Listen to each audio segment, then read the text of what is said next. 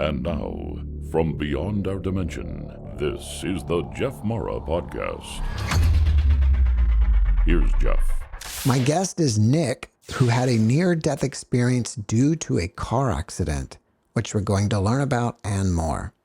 Nick, thanks for joining me and welcome. Thanks, Jeff. Thank you for having me. Nick, let's start on the day that you had your accident and go from there. Preface this by saying I was at a very good point in my life, but I was at a very good point in my life where I was having a bunch of personal issues and problems. So it causes you to, not see all the good that's going around you at that moment. And I was in a rush to go drop off some keys to a friend because I had to be somewhere else because it was like a last minute, like, oh, damn, I forgot to do that. So now I jump in the car and I'm running over here to do that. And I wasn't driving like a maniac, but I was, if it was a 45, I might have been doing 47, 50, just trying to cruise and get to where I was going. And traffic in the right-hand lane started to get slow. So I changed lanes and I was going back uphill. And when I did that, somebody pulled out in front of me trying to make a left over a 4-lane highway. And I T-boned them. And because I am short in stature, I got to kind of scoot my seat up, to be able to reach the pedals and all that. And there was a knob on the corner of the dashboard. Well, my knee hit that knob and it hit it so hard that it like telescoped it and it pushed it through the dashboard and like cracked the whole side of the dashboard. I remember that. I just remember the impact of the airbag, boom, and all that. And then, kind of coming to and everything. And I was banged up. But what I didn't realize at the time is the corner of my knee got crushed and it severed one of the arteries in my leg.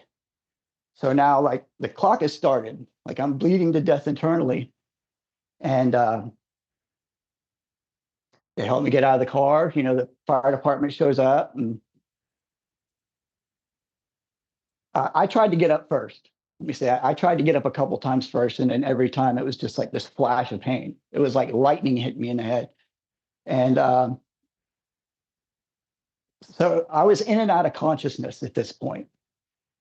I'd get that big lightning bolt of pain and I'd, fall out and then I'd come back to, and now I'm starting to get scared. And the firefighter, he's at my window and, hey, we're going to get you out of here. And they start extracting me out of the car. Well, as soon as they put their hands under me to grab me, just like that pain again, like I'm saying, like a pain to where you visually in your head see a flash of light and then dark and then come back to. And I was, like I said, I'm a pretty cool and composed guy. But I was freaking out. I was in pain, scared beyond my wildest dreams at this point. And I'm starting to cry and, yell and, oh my God, I can't, help me on all this, really kind of making a scene, but I really couldn't help it. I was just in the moment. And they get me in the ambulance and they get me on the backboard. And then just all of a sudden, this calm, this peace and calm that I had never felt before in my entire life, it just washes over me. And I'm looking around and I look in my arm and they put an IV in my hand. So my mind tells me they shot me up with morphine or, something. They shot me up with some kind of sedative or painkiller to make it better. Sorry about that. But then, let's see, some kind of morphine, yeah. Sorry, I lose track of where I'm at. So now that I got this peace and calm washing over me, I start to get embarrassed. I start to get really embarrassed because just like a minute ago, I was screaming and yelling and crying and carrying on, like the manly thing to do would be like, oh, he's crying like a damn sissy. And I was embarrassed about that. And so I started talking to him, just, oh, thank you guys. I'm sorry I was carrying on like that. I was just in so much pain. I'm scared, telling the paramedics, thank you so much. Y'all are American heroes. You're saving me, da da da da, just gabbing on, gabbing on. And they're not paying attention to me at all. Not paying attention, not one bit. And so I'm just sitting there blabbing away. And then the female paramedic, she looks down like that. And she looks behind her, and with great urgency, she said, we got to get his clothes off now. And I was like, well, okay. And I was very vain at this point in my life. I cared a lot about, having nice clothes and expensive jewelry and, designer stuff and custom shoes and stuff that I had tailor made and all this stuff. So I was dressed very nicely. And I was like, well, okay, I think I can lift my butt up, and just being dumb. We can get the pants off, and they bust out scissors and they start cutting up my custom boots and my clothes. And I was like, wait a minute, this is a little, like, everything's cool, guys. This is a little extreme, isn't it? And she looked down, and I had piercings, I had earrings, and I had my nipples pierced and stuff like that. She looks down with like 10 times the urgency with the clothes. She said, he's got piercings. And I was like, well, all right, you just take, and that little thing unscrews, and they're not listening to me one bit. And now I'm starting to get concerned, like, hey, guys, like, what the hell? This is an overreaction, because I'm in this state of peace and calm and tranquility. So I'm like, y'all guys are friggin' tripping out. Just chill. And they're not paying attention to me. And then all of a sudden, outside, and I'm looking down, and there's a shoe laying on the ground, and it's real noisy out. And then, bam, I'm out. I'm somewhere else.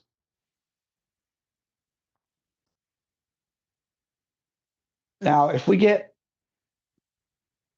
it at this part right here and talk about 5 days later, the experience that I had when I was out, I had forgotten about. I didn't forget about it completely, but it was in flashes. And it was in a place where, like, time wasn't there, space wasn't there. It seems like everybody has those experiences where, like, time doesn't exist. And it is so hard to explain in terms that we can understand. But that's all I can say is there's no time.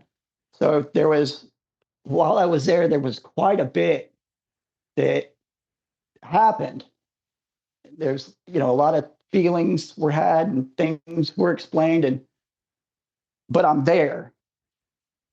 I'm in this place, and I'm doing this thing. And then I get in a place, and I have this really profound, like, experience and understanding and shame and guilt.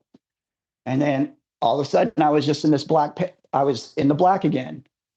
And I'm starting to hear stuff in the background.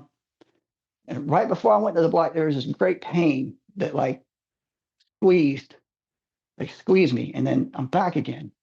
But I'm in the dark, and I'm hearing beeping going on. I'm hearing people talking. I'm hearing, just stuff that you would hear in an office building or anywhere. And I start to hear some crying. And I start to hear it, baby, it's okay. Baby, it's okay. Baby, it's okay. And I open my eyes, and my girlfriend, somehow she had heard about it and rushed down to the hospital.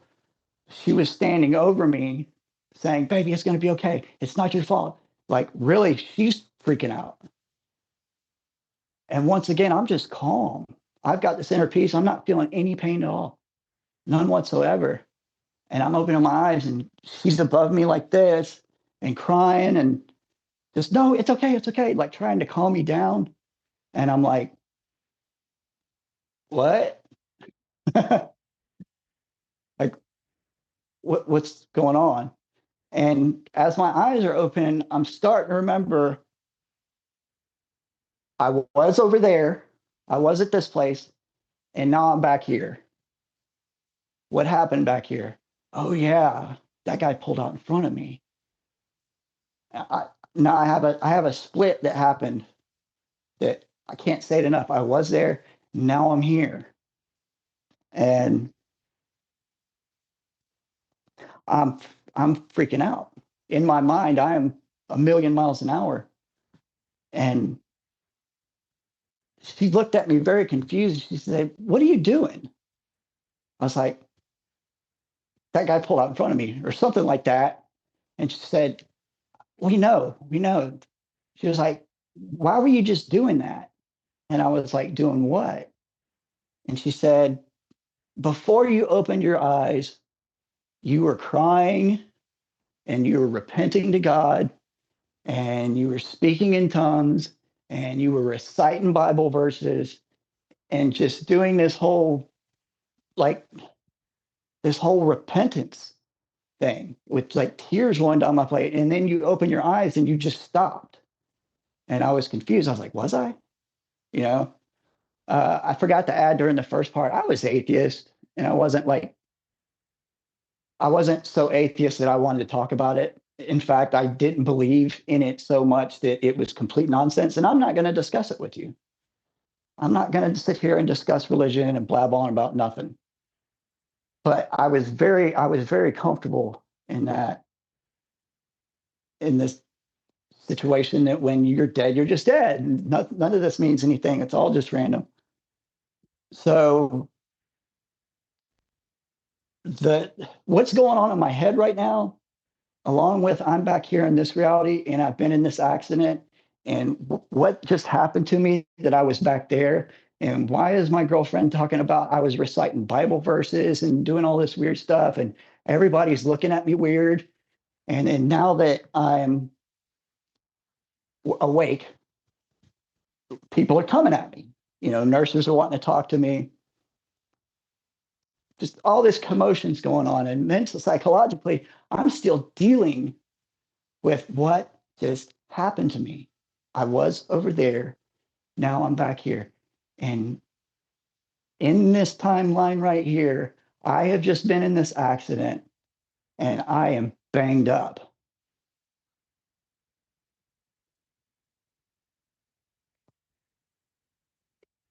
If you take it from there, from that point right there, and then go to 2 days later when I finally come through, that whole experience was wiped clean.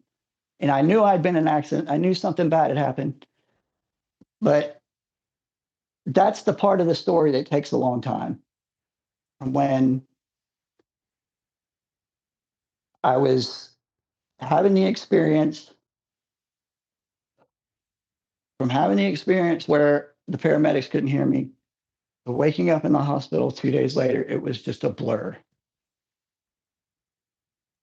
And the whole time, something very traumatic happened after that. It was a situation where,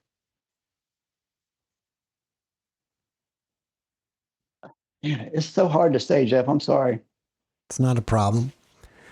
Let me ask you a few questions while you're kind of taking a Yeah, break here. yeah, sure. Even though you were an atheist at the time, did you have a religious upbringing where you were aware and knew these Bible verses?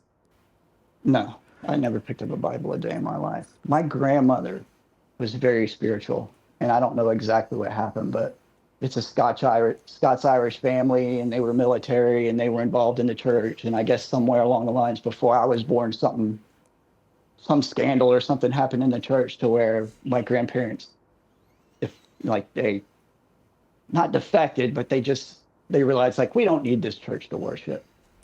So my grandmother is such an important part of the story. And if I explain how my grandmother is such an important part of the story, we'd be here for 3 hours. And I know I don't have that right here, but my grandmother was very peculiar. She used to like, she was disabled, and she would like sit back and do this breathing exercise. And it was very weird. And I'd ask, being a little kid, I'd ask, "What are you doing? What are you doing, Mima?" And she is like, "Baby, I'm praying and I'm meditating and I'm talking to God." And I was like, "Okay." and she would teach things from the Bible, but never anything that's like straight from the scriptures. She wasn't like holding the Bible right here saying, you see there where it is. So I had paid very little attention to the Bible. It appears to me after you woke up in the hospital with your girlfriend there, that over time, slowly what happened on the other side started coming back to you, right? You didn't initially remember it all, if any of it. Remember like those Polaroid pictures back in the day? Mm-hmm. Remember the Polaroids, and you would take and the thing would come out and it would be just blank gray, and then it would slowly come back into focus. Mm-hmm. For me, waking up in the hospital, it was like that, but backwards, if that makes any sense. Does that? Sometimes I get these weird ways of comparing something, but does that make sense? Like Sure. it was vivid and sharp, and then as all this stuff is going wrong and this commotion is going on, it starts to kind of fade away. Mm-hmm.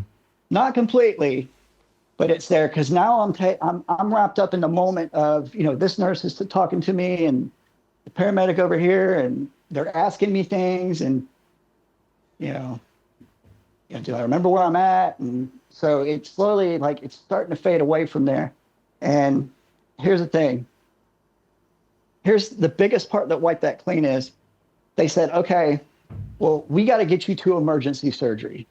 You've torn something in your leg. You've lost a lot of blood. We're giving you emergency transfusion, emergency blood transfusions.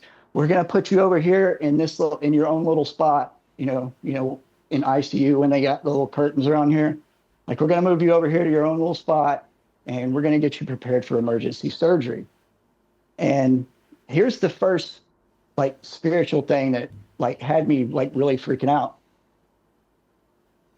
I was in total like peace and harmony at this moment. Mentally freaking out, but physically, like I didn't feel anything. I didn't feel anything so bad that I asked, I'm like, am I paralyzed? And they're like, no, but you're banged up bad, but you're definitely not paralyzed. I was like, oh, that's cool. So as I'm sitting here, like that pain is starting to come back to me. Like, and I've said this comparison before, it's like a freight train moving at 2 miles an hour. Like it's coming on slow, but you're not going to be able to move it. Like the pain's coming, and it's bleeding into me, the pain. And so I asked the nurse, I said, hey, they gave me morphine when I was in the ambulance, and it's starting to wear off. I'm really starting to hurt right now. Can you give me some more morphine or whatever they gave me in the ambulance? And the nurse looked over at me really stern. She said, you didn't get here in an ambulance. And I guarantee you they didn't give you any morphine. And she walked out of the room. I don't know if she's gone 5 minutes, 5 hours, whatever. And she said, okay, I don't remember what she said, man. It's a traumatic experience, but she's saying some stuff. And I was like, look, I guarantee you, they did give me morphine because I was sitting there and I was in the worst pain ever, and it really got rid of it. So if you could just give me some more morphine. She said, sir, I'm telling you, you're just in a horrible accident. Like the last thing the paramedics are going to do is give you some morphine without knowing what your injuries are and all that. She's like, and I'm starting to kind of get offensive at this point. Like, no, I swear, please. I'm starting to beg, like, this hurts so bad. Please, just give me something. She said, you just lost a lot of blood. We can't do it. She said, hold tight. You're going to be knocked out in a second anyway because of emergency surgery. And I was like, okay, God, now I'm starting to freak out again. And I was like crying. I'm like, I swear they gave that to me. I swear they gave me morphine. I was sitting there and I was at perfect peace. And I was, why are they doing this? And why are they, like, they're calling me a liar? And what the hell's, she told me I wasn't in an ambulance. Like, I didn't drive myself here. And I'm doing this thing. And I'm really starting to fall apart at this point. Yeah. As a man, like, excuse my language, but losing your shit, I'm really losing it, falling apart right now, man. And just crying like, I swear they gave me morphine. And just the pain is just extraordinary. And just, I don't know if, again, I don't remember if the nurse was gone 5 minutes or 5 hours, whatever. she came back in and she had this kind of weird look on her face. She said, "I've got really bad news for you, and I am so sorry."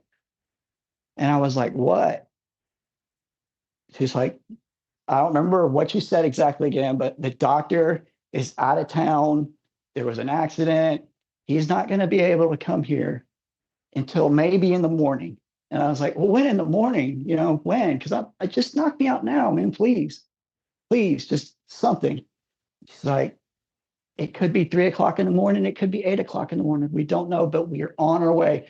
We just got to get you stabilized. We're going to keep giving you emergency blood transfusions. We're going to try to make you as comfortable as you can, but we cannot give you any sedatives or any opioids right now because you just lost a lot of blood.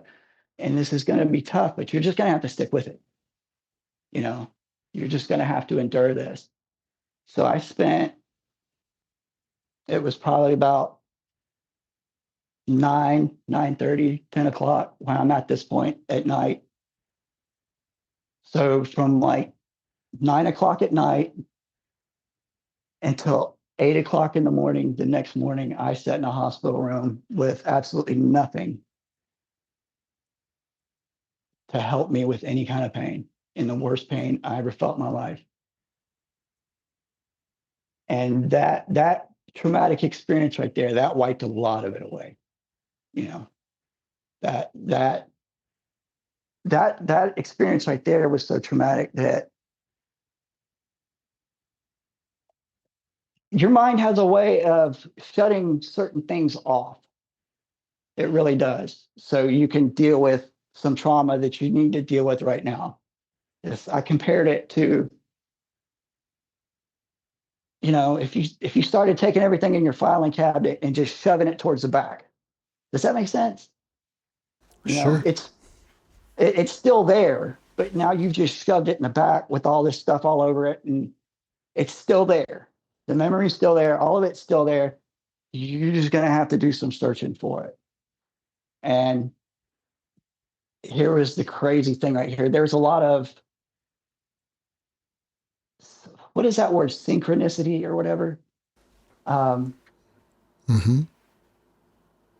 I woke up in the hospital on August the 20th in 2004. I woke up in the same hospital I was born in, exactly 25 years to the day I was born. And I woke up at about the same time I was born. You call it coincidence. And if it is a coincidence, it's a weird one. It's a weird one. And when I woke up on my birthday in the same hospital I was born in, I woke up and I knew something bad was happening, but I felt like I was completely reborn, completely reborn. I didn't have a care in the world. I was on top of the world. Like the nurse came in and they started hooking up, you know, like some pain medicine and a morphine pump. And I was starting to get comfortable. And like the nurse came in and opened up the blinds, and it was a weird feeling. Like the birds were chirping and everything. I've just been in this horrible accident, and I feel completely like a new man. Like I've been completely reborn. It was the craziest feeling. And then so the flashback started, and I could get into a bunch of the flashbacks that started like right here. Um, Things started happening to me when I had woken up from my accident, and I was reciting all these Bible verses and repenting and doing this whole thing. Um, what I would find out later, that I did like 3 emergency surgeries, and every time through like this whole time that they're dealing with me, through all these emergency surgeries and, you know, knocking me out and waking me back up, 5 minutes or so, I don't know exactly, but 5 minutes or so before I start coming to, I start doing that again. I start doing it again. That thing where I'm talking about stuff in the Bible and reciting verses and everything. I'm completely unaware of it. So through this whole process of emergency surgeries, I'm waking up in recovery rooms. I'm opening my eyes, and everybody's looking at me really weird. And I'm like, what? And they're like, man, you were saying a lot of stuff, man. Like what? And this would be a reoccurring theme in my life from now on, was getting in these deep sleeps and now talking and saying and doing this stuff, which I later found out from my grandmother that I used to do that when I was a young child too, which is also weird. But when the flashbacks started coming back, and as I went through this whole process, um, an atheistic way of explaining everything away. Does that make sense? Like I would come up, I would come up with an excuse as to why I seen this or why that happened. And then I would investigate it, and I would later find out that I was wrong about that. And not only am I wrong about that, but this thing happened instead. You know, it's a long story. I'm starting to post the whole story up, and they're like very candid, and I'm not I'm not as well put together on those because they're very emotional.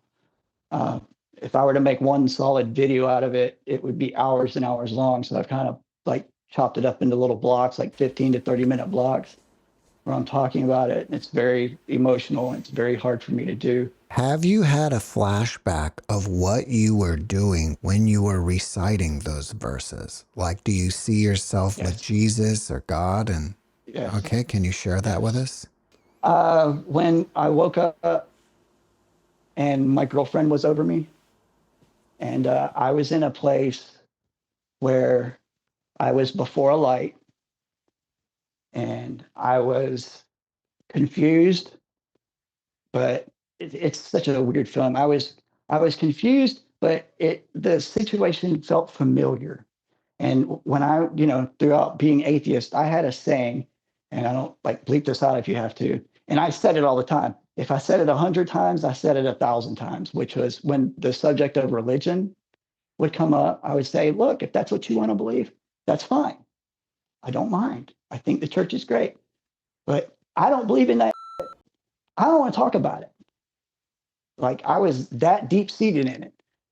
Not only do I not believe it, but I'm not going to spend not 1 second of my time talking about any nonsense that has to do with religion. I'm sorry, I'm not going to discuss it with you. Sorry. So change the subject.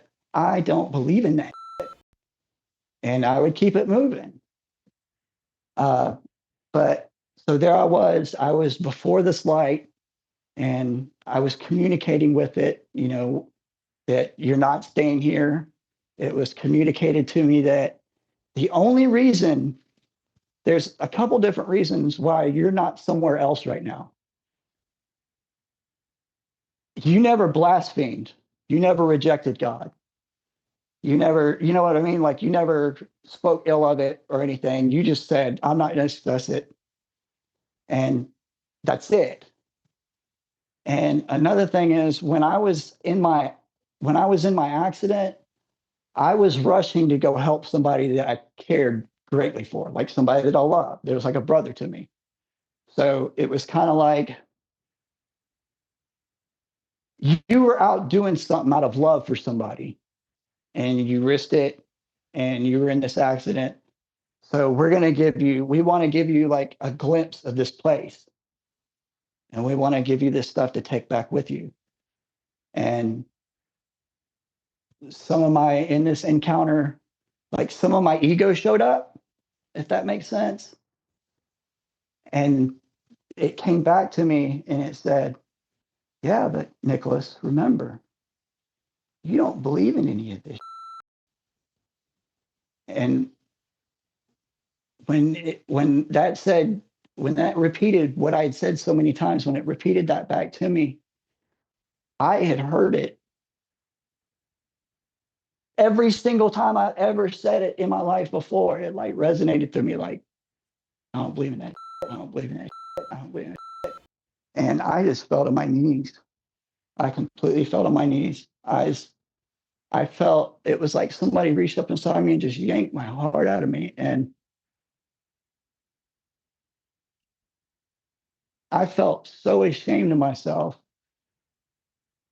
I felt like a bratty kid, a bratty kid that loved his parents very much, but a bratty kid that just, and it felt like I had known all this all along. I'd always known about this, and still I shut it out of my mind, and I shut down God's grace, and I just felt horrible. I just felt horrible. And that's what I was doing. And as I would repent and as I come up, it would just flow through me. It would just flow through me. And it's like it washed away into a vanish until I was in the black again. And then that great squeeze. And then I'm starting to come back through. And I open my eyes, and there my girlfriend is standing over me, saying, "Calm down, calm down." So yeah, that's what was happening during that moment.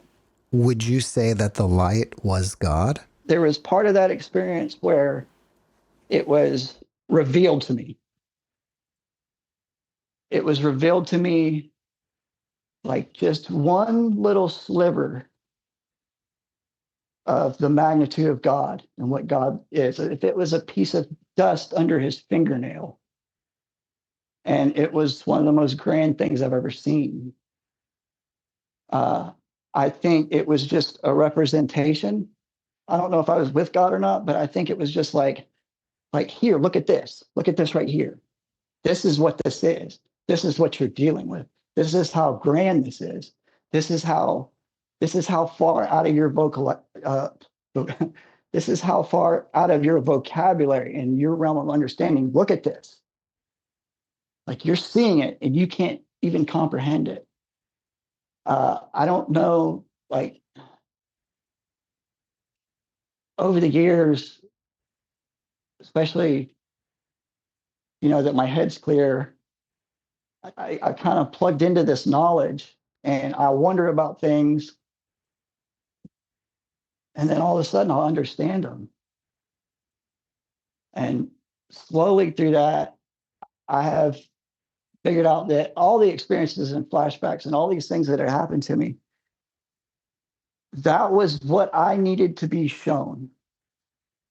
And just because I understand something, that doesn't mean I'm going to be able to make you understand it. But at that time, that's what I needed to be shown. And with these human bodies that we're in, that are kind of like a governor for us, we can't be faced with we can't be faced with the true magnitude of God. It's too big for us to comprehend. So when I had these experiences, I kind of understood that we are showing you this so that now you will understand. And this is what this is. So you were in the light, which is, let's say, one realm, and then back here in waking consciousness is another realm. Mm-hmm. But you were also in a place that was completely black. Was that here in consciousness and you just couldn't see? Or do you think that was some other separate realm that you would transition to before returning here? It was similar to just waking up in the morning. If you're laying in bed and your eyes are closed and you don't see nothing, and then blink, blink, blink, and everything starts coming to, and you're sleepy and groggy. It was comparative to that. Okay. When you were with the light, was it like you were in like a cloud, like complete light? Or were you in some other environment that a light being was talking to you? It started out with just like a pinprick. I made this comparison when a few other people were talking. Do you remember that toy, the Light Bright? Back in, I guess somebody corrected me and said, that's from the 60s, but I remember the Light Bright from the 80s, and it'd be a black piece of construction paper, and you'd punch a hole in it, and one little light would shine through. And that's what that was like. It was like a perfect this black background, and then like a pinprick, and it was a small light. And then slowly it expanded and it got bigger to where if it was like shining a spotlight on me, you know what I mean? Like it put me in the light. It was, I I played in bands and I've done a lot of stage productions. It was very similar to the main house lights. If somebody directly shined the spotlight on you and you just see this light. It wasn't everywhere, but they put the light on me. So, how have you changed since the accident? Have you become more religious or more spiritual? For the first 2 or 3 years, I kind of drove myself crazy. I'm sorry, excuse me.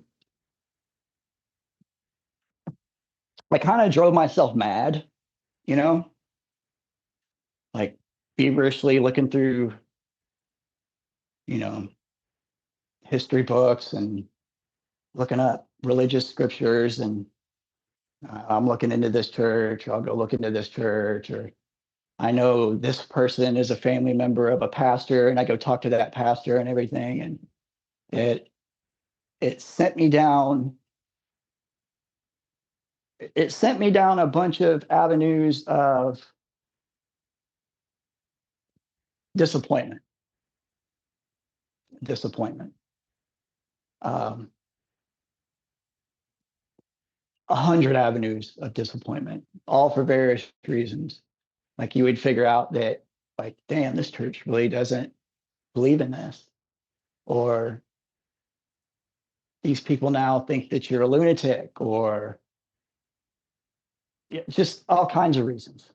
And I let it drive me crazy for about 3 years. And it took me a long time to recover from that accident, a long time. And I was, doing physical therapy, and they had me on like all these medicines, like blood thinning medicines for, so I wouldn't have a blood clot, and Seroquel and all the opioids you could think of, Oxycontin, Lortabs, muscle relaxers, somas, uh, just all kinds of stuff. And so as just the more avenues of disappointment I went down looking through, what religious stuff was available to me at that time, that I think that did some psychological damage to me. And I doubled down on the atheism thing even more. I doubled down on it. And I put a lot of medicine and a lot of alcohol on top of it, trying to numb it out. And it would work. If I was numb enough to where I didn't feel any pain, then I wouldn't have these flashbacks and these out of body experiences. I don't know if it's like astral traveling and like these experiences, like if they're at a 10 on the volume knob, it turns them down to a 2 or 3. Just turn that down, because it, like, you disassociate with,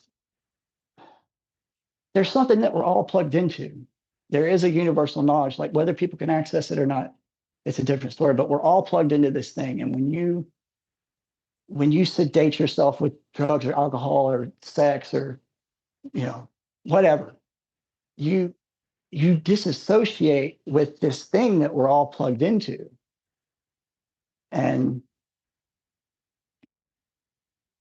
that's what I tried to do with it. But no matter what I did, like, there was never enough. And along the way, I'd have 10 more profound experiences that would then do a little bit more mental trauma to the game. You know what I mean? And it's like a very helpless feeling. That's a long story right there. I have to deal with it. The number one thing, the first experience that I had where I could not deny it was probably about 7 or 8 months after that accident happened. My grandmother died. And she came, I don't, you listen to a lot of like new age stuff, like some people call it out of body experiences or astral traveling and all this. But when my grandmother passed away. That was the first out of body experience I had. That was the first magnitude of God experience I had. And my grandmother came and visited me like right before she passed away. And it was this whole big thing. And I was asleep when all this was happening. And I woke up out of my sleep. And right as I did, the phone rang. And it was my Aunt Mary. She said, Nick, Grandma just passed away. She just took her last breath 5 minutes ago. And I dropped the phone because 30 seconds ago, I was asleep and she was talking to me. So that was the first undeniable experience right there. That, like I said, I have those videos up where I cover all that, and that's a long story. But that was the first one. That was the first one I couldn't explain away. Where are you now with your spiritual journey? I got somewhat better around 2018, 2019. I submitted to it. I went and I pursued, just in case you're crazy, some counseling, totally away from anything that has to do with spirituality. I went and talked to some psychiatrists and some counselors, and I did some therapy sessions and all that. Nothing that has to do with New Age, but just regular off the street, normal, square, every day, I'm going to therapy type of deals. I had some experiences. I was in a place that was like haunted, right? And I really didn't believe in any of that then. And I had some seeing lights and some cryptid stuff and and all these weird, but somehow along the way in 2019, I still would drink at the end of the night. I come from a Scots-Irish family, which is basically a way of saying you're a functioning alcoholic. Uh, and at the end of the day, you drink a beer, but just one day, I just stopped drinking. No withdrawals, no urges, no nothing. I just stopped drinking. And then a couple weeks later, I just stopped smoking cigarettes. No withdrawals, no cravings, no nothing. I just stopped. And when I stopped both that, out of the blue, like it was nothing, I slowly started plugging back into whatever our consciousness is plugged into. I don't know. I don't know what it is, but I started plugging back into it. And when I did, everything that had happened to me before, with everything that happened to me in my entire life, it now makes sense to me. And I now know the reason that all these things happened. And that Bible scripture that was coming so naturally to me in my sleep, it started coming to me when I'm awake and explained to me in very simple ways, not explained to me in a Bible verse way, but just how, like, if you understood it and you told me, like, if you explained it in a way to, like, I'm going to explain this in a way that I know Nick will understand, like, these downloads of information come to me and I can now look on the internet and find out where it says something about that in the Bible. And then now I can go to the Bible and I can look it up. And I could say, well, damn, it's right there. It's right there. And it's 100% of the time. Every time I get these downloads of information. And some of them even don't have to do with the Bible. Some of them have to do with just other things, stuff that's not even on my radar, stuff that I'm not worried about. I get these, this like downloads of information. And at first it would kind of drive me a little bit crazy, like, because I would be, where did that thought come from? I never think about that. I've never thought about that a day in my life. And I'm sitting here working on an engine or something, in the flow state. It always happens when I'm in the flow state. I get these downloads of information and that thought just out of the blue. And then I'll go back, I'd look it up, and not saying that, oh, there's proof without a doubt, but there's something right there to back up this download of information I just had And this is something that I've never thought about before a day in my life. So that's been really good. And I've been a hermit. I've been a hermit and I've been studying it, and I've been just really getting in tune with myself, spiritually and mentally, um, trying to keep myself exercised so I can stay mobile. I do got a degenerative bone disease that I got to take really good care of myself. Uh, Everything's a little bit tough right now, but I've got everything that I need. So I'm very grateful. Um, I know there's something to Christ. There's something that's very sacred about Jesus Christ and what he represents. And I found that out through experience. Um, so I've been studying a lot into that. I've had some realizations about like other religions and everything, and I really respect other people's religions now. And the vanity thing, I've gotten past that. The ego thing, I've gotten past that. But spiritually and mentally, I'm in a wonderful spot right now. Can you give us an example of one Bible verse? I'm not good at quoting them right off the top of my head, but when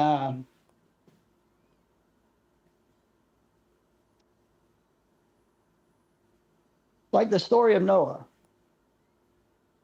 and him on every avenue, on one of every animal on the ship and everything, I somehow had the premonition that that was in some way a gene bank, that like that was a genetics bank in one form or another. And that everything that the Bible talks about, where it seems like they have these supernatural powers, um, it's not. It's not. Everything is completely natural. When you hear about Moses parting the Red Sea, for instance, it wasn't super magic godly powers. It was because he had the physical ability or a certain kind of technology that allowed him to do such things.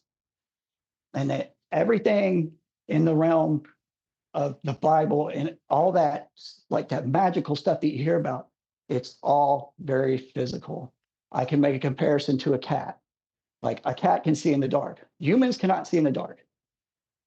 A cat can see in the dark. Now, can cats see in the dark because they got super magic kitten powers or whatever, or something woo-woo like that? No, the cat can see in the dark because it has the physical part in its eyeball and brain, whatever mechanism that allows it to see in the dark. So everything that happened in the Bible was very physical, even if it's out of our understanding. Would you classify yourself as a Christian? I would tell everybody that I am of Christ. I am of Christ. I'm made of it. I'm lined in it. I really don't like putting any labels like that on myself, because as soon as you like stake your flag into that hill, then you lose 2/3 of everybody else. And I would really like, as I understand all this stuff more and more, and I look to other religious scripture too, and I often find that at the core of what they believe, it's the same thing. Um, and like, I know where religion come from, and it was explained to me in a very elementary school way to make me understand exactly what religion is and where it came from. And what that is, remember that game Telephone when you were a kid, or they call it Grapevine? Mm-hmm. You know, where the teacher would write something down on paper and whisper in one kid's ears, and then it'd go around the room. By the end of it, 25, 30 kids later, it's completely different. Right. And then the teacher pulls the paper out and says, no, that's not what it is. And that's how rumors get started. That's religion. That's why we have all those religions.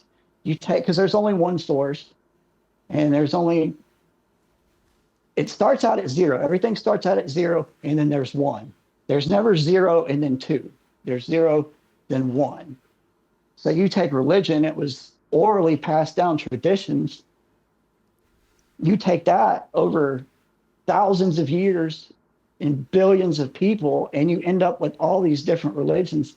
And maybe, just maybe, just throwing this out here, and like I said, this is another premonition that I had. Maybe all the three different religions, the three major different religions, maybe they're arguing over the same thing. They're just calling it a different name, or they're just recounting a different time. You know, whether you want to call it Christ or Allah or Yahweh, they're all worshiping the same source at the end of the day. Do you feel that the basic stories of the Bible are true, but the reasoning behind them are lost? Like you said about Noah's Ark, like maybe there was some kind Yes. of boat or spaceship or something that collected Yes. all the genes of this country, but they put it into their Yes. local vocabulary. That's like people back in the ancient times. They're not going to be able to like, oh, they did gene samples and they put them in cultures and put them on this. Like no, they put one of every animal on there. Really? Yeah, that's where they came from. That's how we got them back. But like, that's the premonitions that I get. That everything is so physical. It's not woo woo. It's not energy fields. There's a lot of things.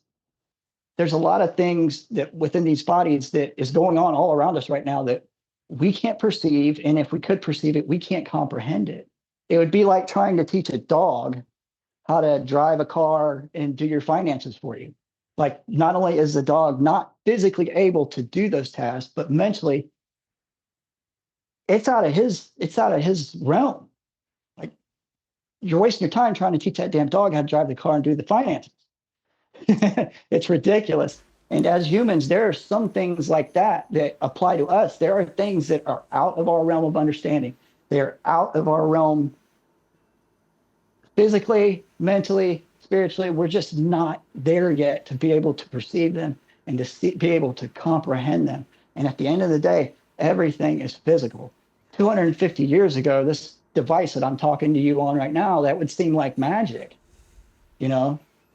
And a lot of that stuff in the Bible, they had people had abilities and they had technologies and they had ways of doing things back then that it was lost over time. And then you have speech. And this is one reason that, like, Freemasonry is like all about symbols, because the Freemasons understand that language and the meaning of language changes over time, but those symbols, they stay the same. And so if you know what those symbols mean, you can now understand something or communicate with something. Does that make sense? Mm-hmm. I don't want to go like too far off. No, you're fine. On that. Let me ask you this. A lot of that stuff in the Bible, a lot of that stuff in the Bible has been lost in translation. And one more thing I'd like to say, people get lost in the details. And they find a flaw in something and they say, well, I see this flaw right here. So if this is a flaw, well, then the whole thing is BS, you know? So that's a lot of what's going on with Bible and most of the religious scriptures.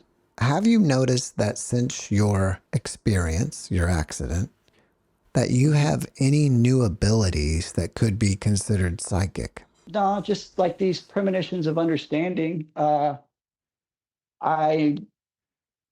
Something weird happened to me. I can't control it. I can't turn it on and off. But I used to be a very avid motorcycle rider. And when I was riding motorcycles, a few times I could see the wind.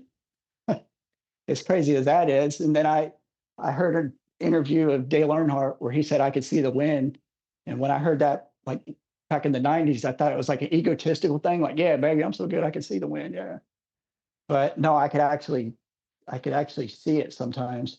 It was kind of scary pulling back into town when I didn't need to see it. But yeah, that and just the supreme understanding and when I get those downloads of information out of nowhere, and when I look them up and I see evidence of them, and so I just leave it at that now. You know, like, okay, I understand it. So now I'm at peace with it. How often do the downloads come? Mainly when I'm in the flow state, when I'm working on my car, I'm writing music. Uh, the Grand Canyon. Never thought about the Grand Canyon anymore.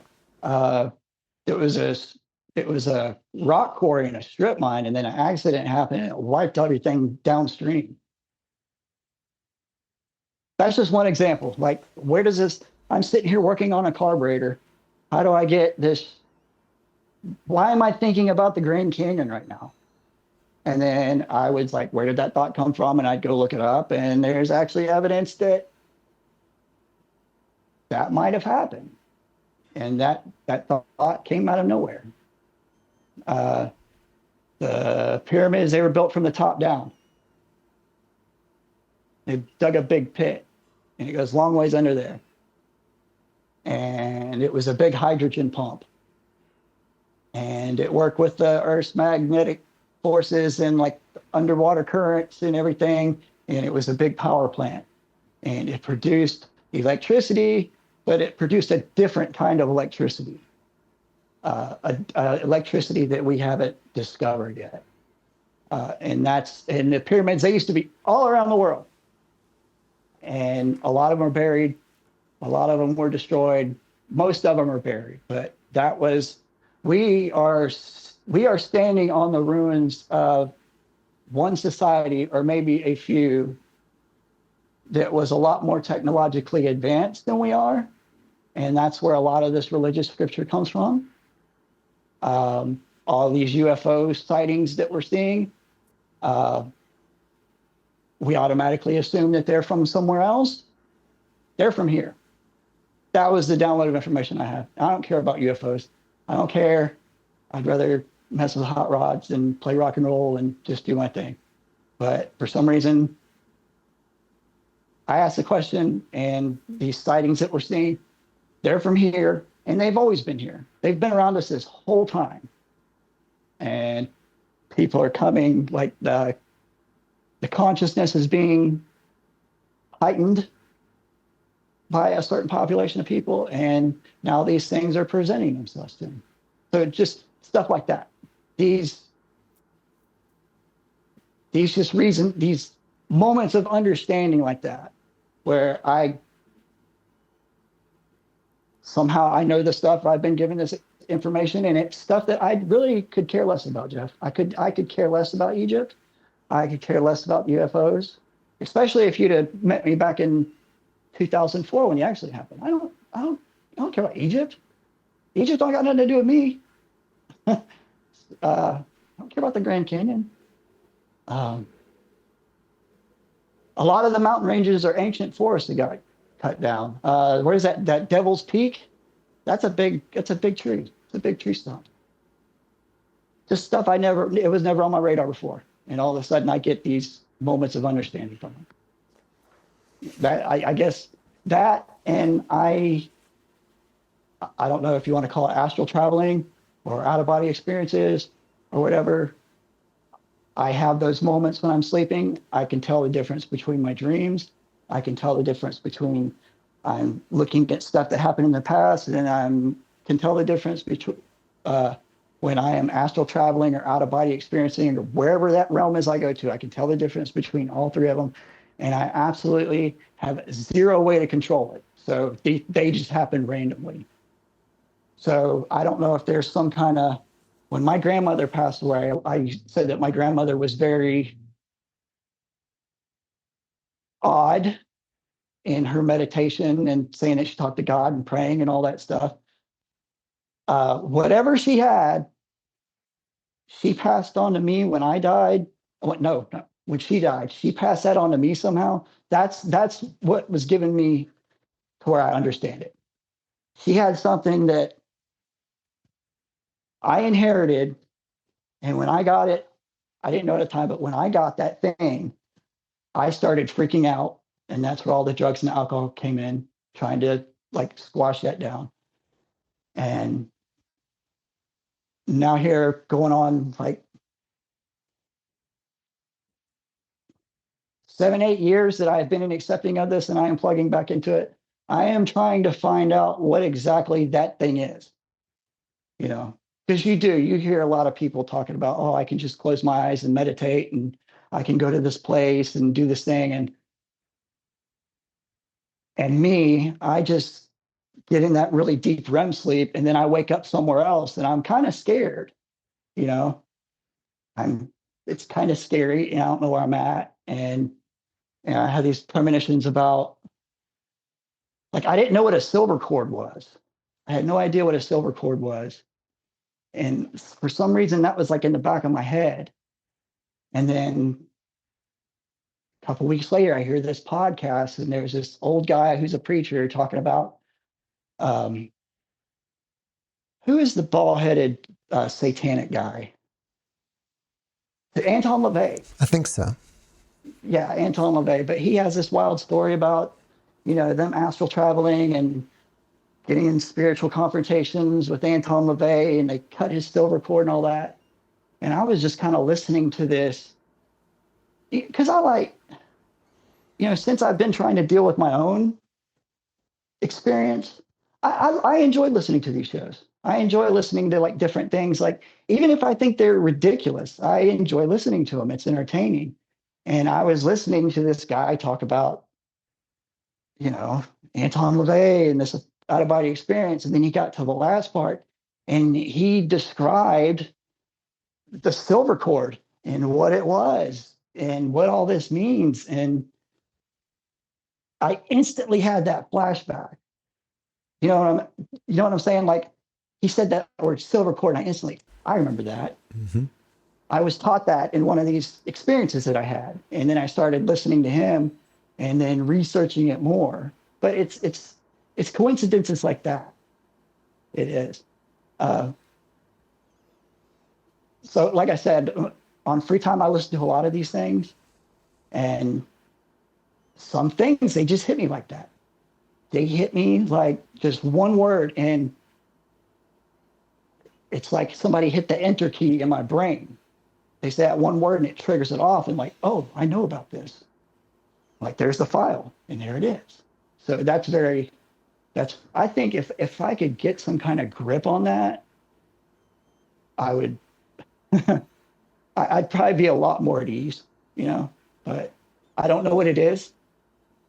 I don't really know how to control it. Something's there though, man. I have to believe it. I think we've just scratched the surface of your life, your experiences. So if people want to find out more about you and watch more of your content, what is the name of your YouTube channel? My YouTube channel is called Little Nick and the Giants, and that's not L-I-L, Lil. It's Little. Like Little Richard, the Old West on it. It's Little Nick and the Giants, and it's on YouTube. And I've covered some things in this podcast right here that I have not even covered yet in my own videos. And it was just kind of, I started filming them when I was at a breaking point, you know, which happened here very recently. And it goes way deep into it. They're 10 to 38-minute segments. I've got 5 videos up so far. I'm very self-conscious about them because I was kind of at a breaking point. Call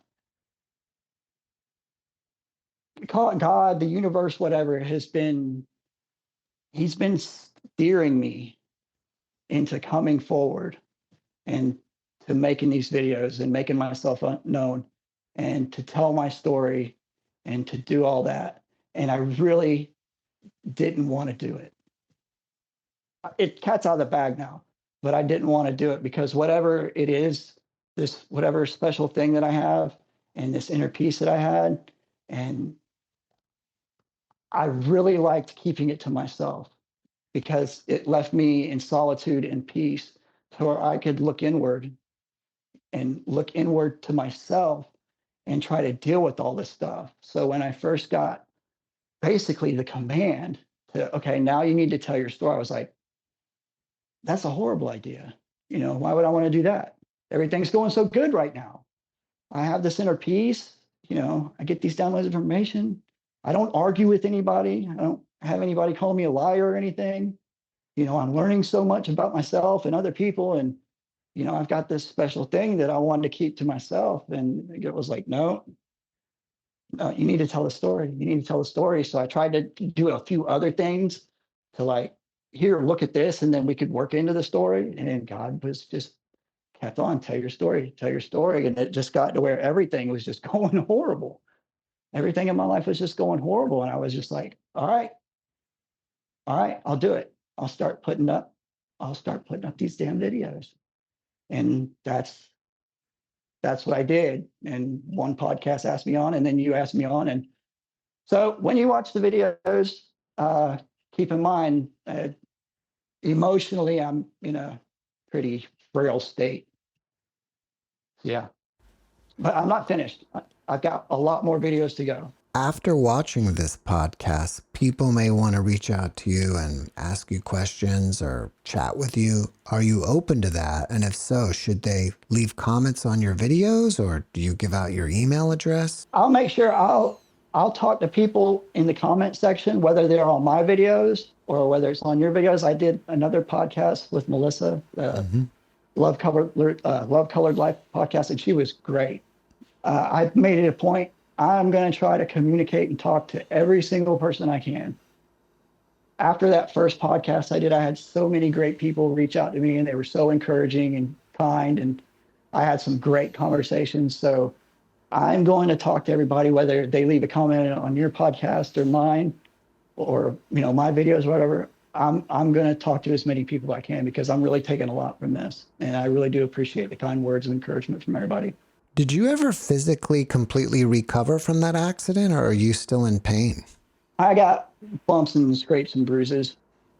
I'm kind of, if anybody noticed, I'm kind of fidgety. I deal with a lot of, I've got a lot of nerve damage, where they've cut on me with surgeries and the nerves don't grow back together. And I've got like some residual effects of it. I'm doing okay. I just recently kind of torqued my hip, and it's got me on disability. So I'm having having to try to get into a new career. I was always in the performance industry and cars and motorcycles. So now I'm on disability, and I'm having to try to get myself a new avenue, a career.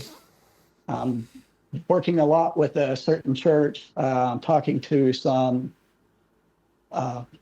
recovery, programs that are local, and seeing if I can't, as long as talking to people on here, if anybody that I can help, if I can steer this to an avenue to where I can help people, and that helps me. When you help somebody else, then it gives you a better understanding of where you're at and where you're going and everything. So if I can kind of, steer a career in that direction of helping people and get rid of the disability, and now I've got a new career path, that would be great. But that so far, that's what I'm working on right now in my life. Well, maybe you can become some sort of counselor. I think so. I hope so. But I know the general direction, and I'm heading in that direction, and we'll see what happens when we get here. But from now on, since I already put myself out there, it'll be documented. So I'm going to be putting them all up on here. Well, before we wrap it up, can you leave us with a last positive message? It's one little quote that I had, and there can be hours of conversation on this one little quote. But to sum up, we're here to learn how to love. And I could start breaking that down into a million ways, and I could give you examples of it and all that. But at the end of the day, we're here to learn to love throughout all the bad stuff in the world. And if you can learn how to love throughout all the bad stuff in the world, then that's what it's going to take for all of us to transcend to the next level of consciousness. But we're here to learn how to love. Nick, thank you for your message, and thank you for being my guest. Jeff, thank you so much for having me on. It's really cool. Every time I do one of these, I wake up the next day feeling lighter. So I really appreciate you taking the time to have me. Thank you. Thanks for watching the JeffMara podcast. I really appreciate you. Another way to show support is through YouTube memberships. And if you do, there are loyalty badges and other perks depending on your level of membership. All you need to do is click the join button underneath the video to find out more. Thank you for your support.